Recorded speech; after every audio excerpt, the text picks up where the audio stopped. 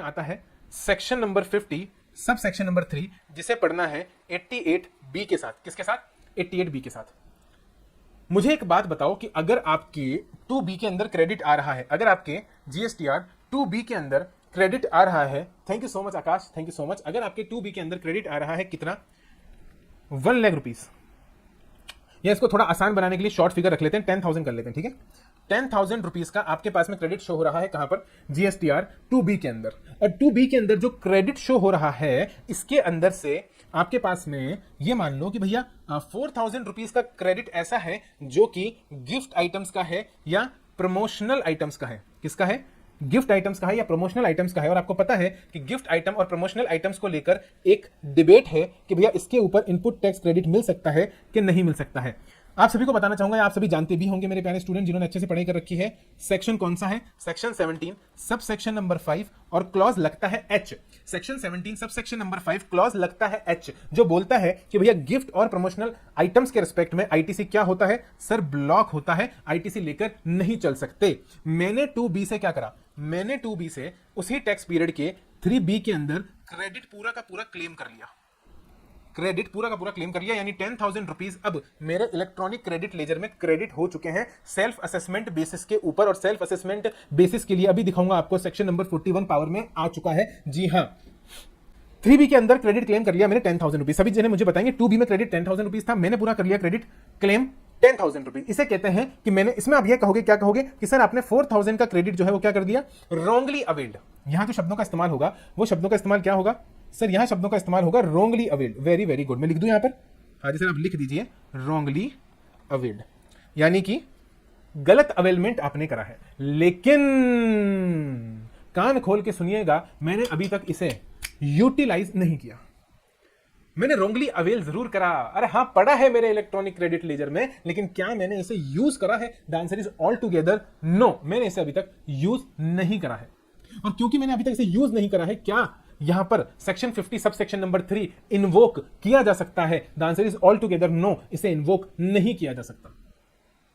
Section 50 sub section number 3 सिर्फ और सिर्फ तभी इन्वोक होगा जब मैं इस 4,000 को अवेलमेंट के साथ साथ रॉन्गली यूटिलाइज भी कर लूं, यानी मुझे पता है गड़बड़ है और उसके बाद भी मैं उसे यूटिलाइज कर रहा हूं, तो जब अवेलमेंट और यूटिलाइजेशन का कॉम्बिनेशन हो जाता है तो सेक्शन 50 सब सेक्शन 3 इन्वोक हो जाता है। और फिर लगकर चलता है ब्याज। क्या लगकर चलता है? ब्याज लगकर चलता है। शब्दों पे ध्यान दीजिएगा, क्योंकि एक शब्द से दूसरा शब्द, दूसरे शब्द से तीसरा शब्द यहां पर निकलने वाला है। पहले मैंने बोला कि भैया wrongly availed plus wrongly utilised, यानी WA plus WU is equals to interest की लायबिलिटी बनेगी। WA plus WU is equals to interest की लायबिलिटी बनेगी। लेकिन इंटरेस्ट की लायबिलिटी बनते ही दो सवाल आ जाएंगे कि sir when to be deemed as utilised, when to be deemed as utilised, यानी सर पहले तो ये बता दो कि आखिर यूटिलाइज्ड माना कब जाएगा, और दूसरा बता दो कि जो पीरियड ऑफ इंटरेस्ट है वो क्या होने वाला है। मेरे सभी इंटेलिजेंट स्टूडेंट्स ये बोलेंगे कि आपने बोला अवेलमेंट, सर अवेलमेंट तो समझ में आ गया, date of credit in e credit ledger, date of credit in e credit ledger. जिस तारीख को आपने 3B भरकर अपने ई क्रेडिट लेजर के अंदर क्लेम कर लिया वो तो डेट ऑफ अवेलमेंट है, वो तो समझ में आ गया, लेकिन कौन सी तारीख को वो यूटिलाइज्ड हुआ माना जाएगा? तो बात को ध्यान से सुनना, एग्जांपल देकर समझाऊंगा, ज्यादा मजा आएगा। किस तारीख को वो यूटिलाइज हुआ माना जाएगा? हमारा एग्जांपल ऑलरेडी चल रहा था। हाँ जी सर, हमारा जो एग्जांपल ऑलरेडी चल रहा था उसी को हम यहां पर ले लेते हैं। एग्जांपल क्या चल रहा था? 10,000 का क्रेडिट पड़ा था और पूरा 10 का 10 अवेल कर लिया, जिसके अंदर से 4,000 का क्रेडिट ऐसा था जो कि गड़बड़ वाला था, जो सेक्शन 17 सब सेक्शन नंबर 5 क्लॉज H में क्या हो रखा था? ब्लॉक हो रखा था, उसको भी मैंने क्लेम कर लिया। तो एक बात समझ में आ गई सर कि 4,000 का आपने क्लेम तो कर लिया, यानी टोटल क्रेडिट 10,000 में से 6,000 का सही है, 4,000 का गलत है। अब सवाल उठता है कि टैक्स पीरियड कौन सा चल रहा है। For example April tax period था जब मैंने ये क्लेम करा और टोटल अप्रैल के रिस्पेक्ट में 10,000 रुपए मेरे क्रेडिट लेजर में आ गए। बोलो कोई दिक्कत नहीं साहब, कोई दिक्कत की बात नहीं है।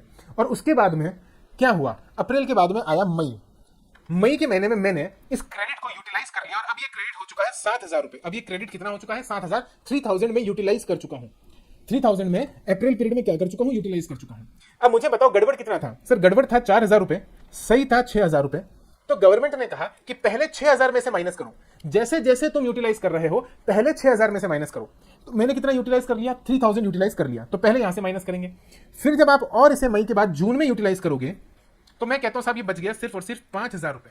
यानी 2000 रुपए और यूटिलाइज हो गया, तो वो 2000 रुपए भी आप यहां से ही यूटिलाइज करोगे, वो 2000 रुपए यहां, तभी 1000 बच गया। जून के बाद क्या आया, जुलाई। जुलाई में फॉर एग्जांपल ये रह गया 2000 रुपए, यानी आपने 3000 रुपए और यूटिलाइज कर लिया, और ये वो मूवमेंट क्रिएट हो गया जब आपने रॉन्गली अवेल्ड आईटीसी को यूटिलाइज कर लिया।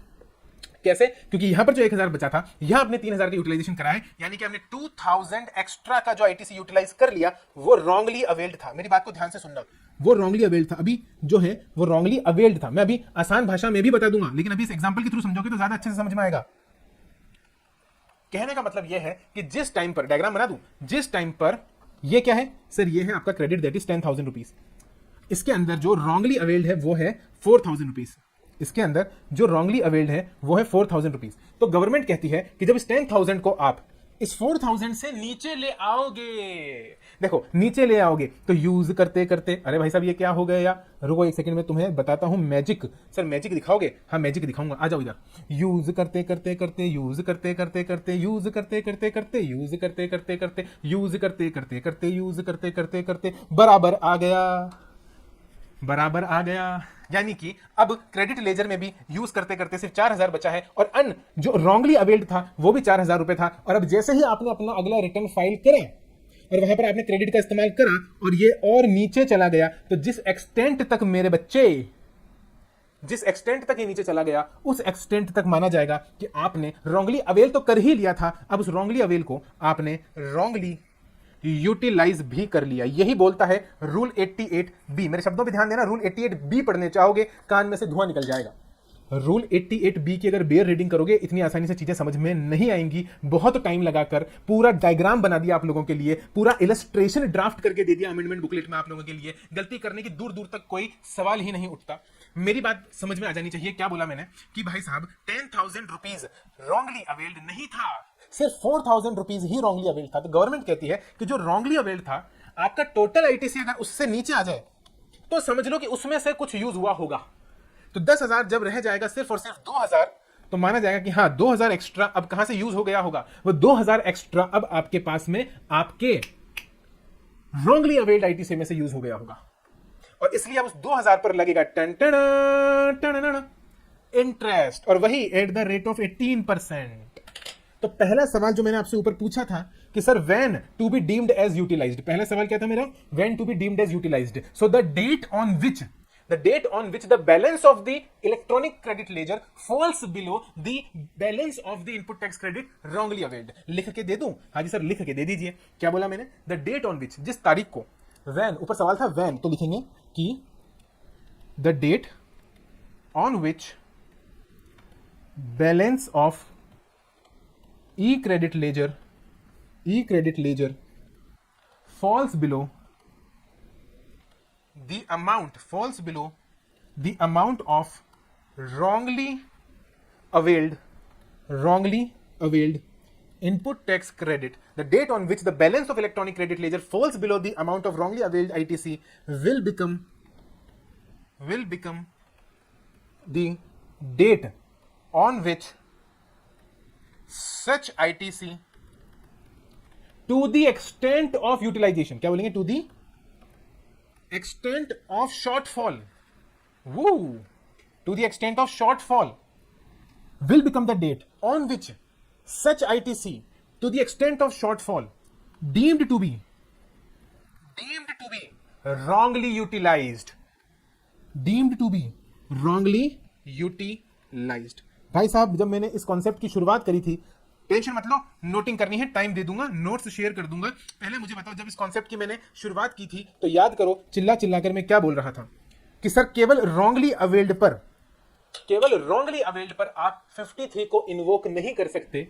मैंने बोला था प्रमोशनल और गिफ्ट आइटम से रिलेटेड अगर 4,000 का क्रेडिट मैंने एक्स्ट्रा ले लिया जो कि अदरवाइज ब्लॉक था, तो क्या वो क्रेडिट मैं अपने पास रख सकता हूं? द आंसर इज यस, रख सकते हो, रखने में प्रॉब्लम नहीं है। लेकिन अगर आपने उसे यूटिलाइज कर लिया, तो दोनों कंडीशन, बीच में मैंने प्लस इसलिए ही लगाया था कि अगर आपने उसे यूटिलाइज भी कर लिया, दोनों कंडीशन सेटिस्फाई हो गई, तो section number 50 sub section number 3 आपके पास में इन्वोक हो जाएगा। और जैसे ही वो इन्वोक हो जाएगा, इंटरेस्ट लेवी हो जाएगा। तो हमने बोला सबसे पहला सवाल कि सब ऐसा कब माना जाएगा कि वो यूटिलाइज हो गया, डेट कौन सी होगी? तो एग्जांपल देके समझाया कि जिस डेट को आपका बैलेंस जो है किसका, क्रेडिट लेजर का, वो रॉन्गली अवेल अमाउंट के नीचे चला जाएगा, तो जिस एक्सटेंट तक नीचे चला जाएगा उस एक्सटेंट तक मानेंगे कि आपने यूटिलाइज कर लिया, और उस डेट को, जिस डेट को वो नीचे जा रहा है, और ये डेट कौन सी होगी, जब आपने रिटर्न फाइल करने में उस क्रेडिट का इस्तेमाल किया होगा, जब आपने रिटर्न भरने में, टैक्स पे करने में उस क्रेडिट को यूटिलाइज किया होगा, तो उस डेट को, जिस डेट को आपने उसे यूटिलाइज करा, वो डेट बन जाएगी यूटिलाइजेशन की डेट, यानी उस डेट पर इन्वोक हो जाएगा 53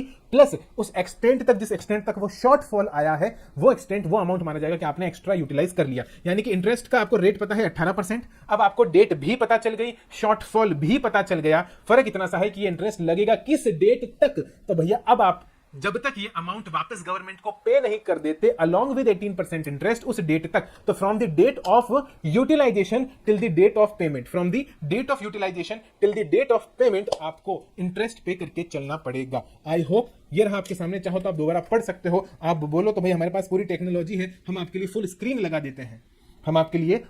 लगा देते हैं, मुझे ईमानदारी से बताना बात समझ में आई कि बात समझ में नहीं आई। यही आपका section number 50 sub section number 3 read with rule 88 capital B.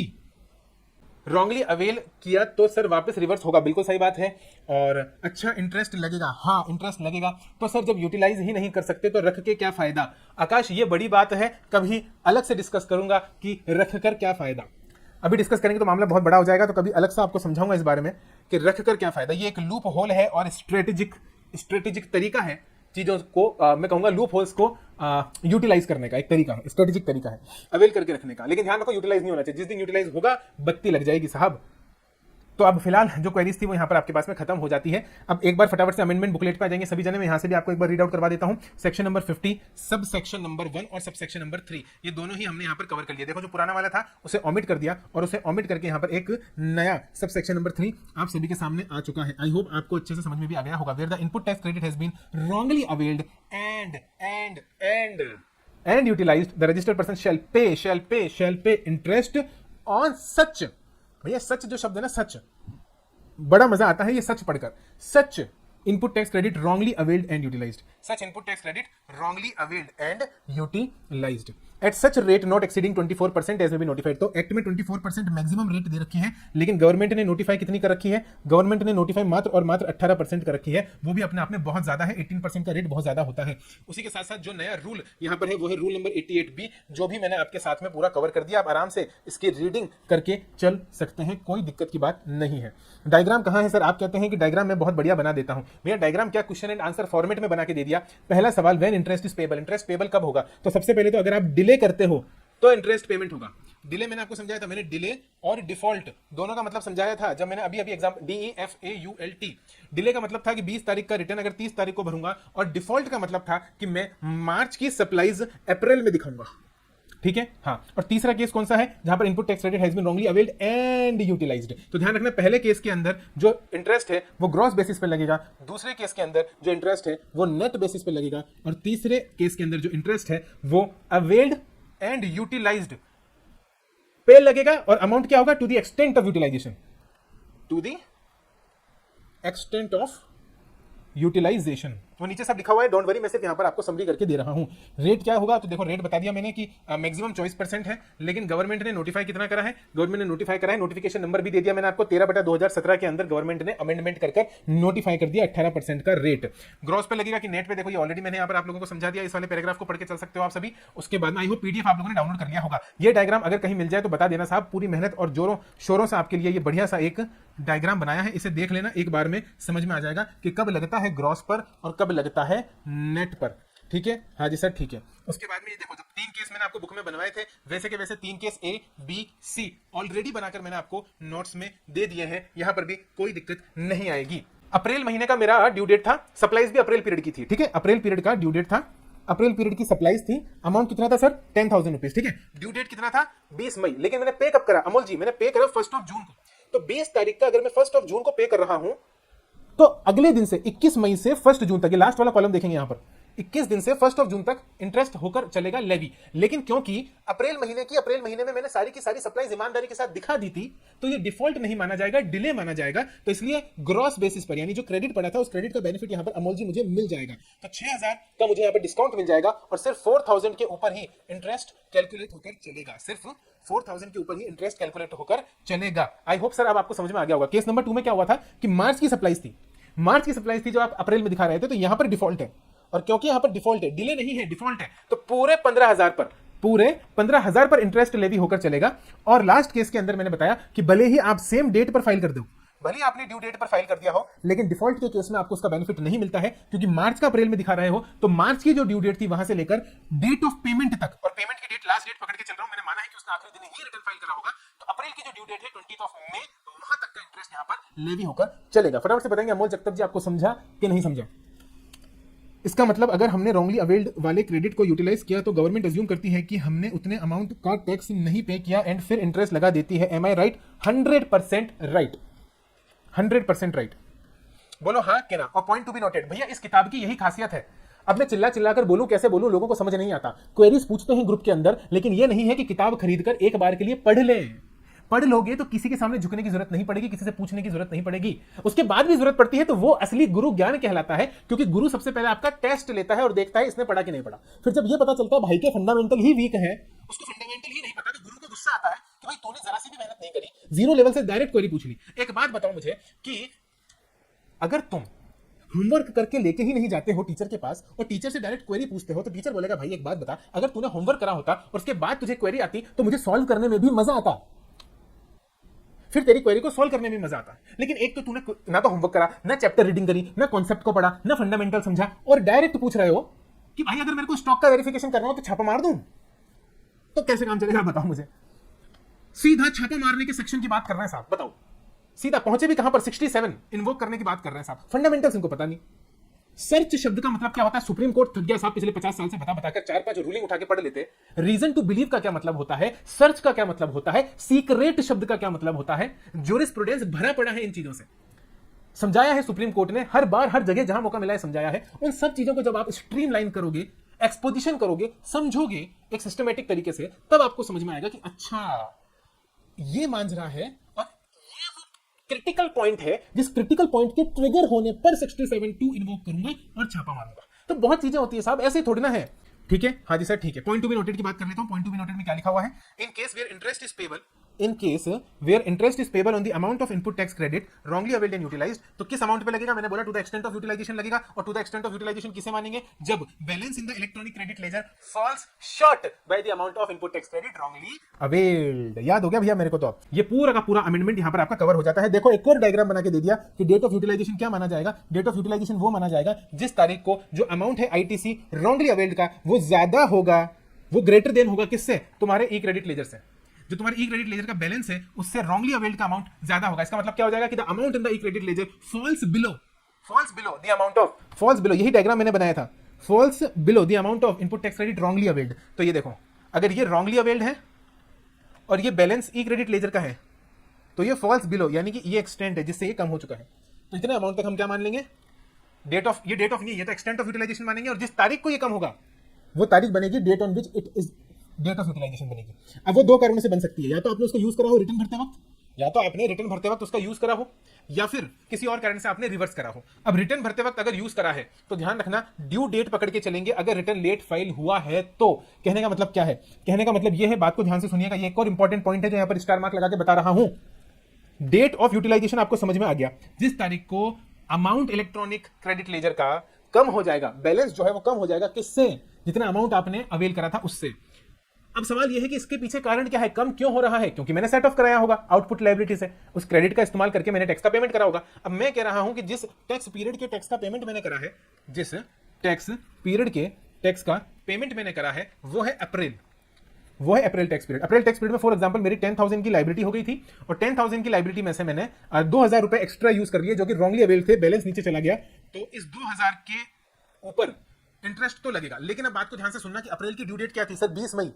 अप्रैल की ड्यू डेट क्या थी सर, 20 मई। लेकिन मैंने रिटर्न कितनी तारीख को फाइल करा सर, मैंने रिटर्न फाइल करा फॉर एग्जांपल मई के बाद जून, 5 जून को 5 जून को मैंने रिटर्न फाइल करा, 20 मई का रिटर्न 5 जून को फाइल कर रहा हूं, तो ध्यान रखना ये जो इंटरेस्ट की कैलकुलेशन होगी 2000 के ऊपर, ये क्या है, ये है ITC wrongly availed and utilised तो रॉन्गली अवेल्ड एंड यूटिलाइज्ड है इस 2000 पर इंटरेस्ट सर 5 जून से लगेगा जिस तारीख को, क्योंकि डेट ऑफ यूटिलाइजेशन तो यही बनेगी ना, डेट ऑफ यूटिलाइजेशन तो ये बनेगी। तो सभी जने मुझे बताएंगे कि 5 जून से लगेगा कि 20 मई से लगेगा, फटाफट से बता दो इधर। 88B रूल 88B में यही बोला कि इंतजार नहीं करेंगे। अगर तुमने 5 जून को, भले ही तुमने 5 जून को रिटर्न फाइल करके, भले ही तुमने 5 जून को, वेरी गुड आकाश, वेरी गुड, भले ही तुमने 5 जून को रिटर्न फाइल कर वो बैलेंस तुम नीचे लेकर आए हो, यानी जो बैलेंस था वो बराबर था, लेकिन जैसे ही balance in the electronic credit ledger नीचे आएगा, जैसे ही balance in the electronic credit ledger नीचे आएगा, इसे क्या मानेंगे सर, ये हो गया आपका रॉन्गली यूटिलाइजेशन, रॉन्ग यूटिलाइजेशन हो गया। ठीक है, अवेल तो पहले कर लिया, तो यूटिलाइज भी कर लिया, लेकिन ये तुम कब कर रहे हो सर, ये तो 5 जून को कर रहे हैं, लेकिन होना कब चाहिए था, 20 मई को, विच एवर इज अर्लियर। तो गवर्नमेंट ने फॉर्मूला बना दिया साहब, विच एवर इज अर्लियर। ये देखो साहब, ये लिखा हुआ है which ever is earlier, which ever is earlier. बोलो हाँ कि ना? हाँ जी सर, ये बात भी बहुत अच्छे से समझ में आ जाती है। अब आगे चलेंगे साहब, आपके लिए पूरा का पूरा इलस्ट्रेशन बना के दे रखा है, जो भी हमारे प्यारे इंटेलिजेंट स्टूडेंट्स हैं, तो मैंने इतने सारे के सारे एग्जांपल आपको बना के सर्व कर दिए हैं। Now it's your turn to solve this illustration. तो आप लोगों के लिए बढ़िया इलस्ट्रेशन बनाया है, इसमें सारे के सारे केस कवर हो गए हैं। एक बार अगर इसे अच्छे से कर लिया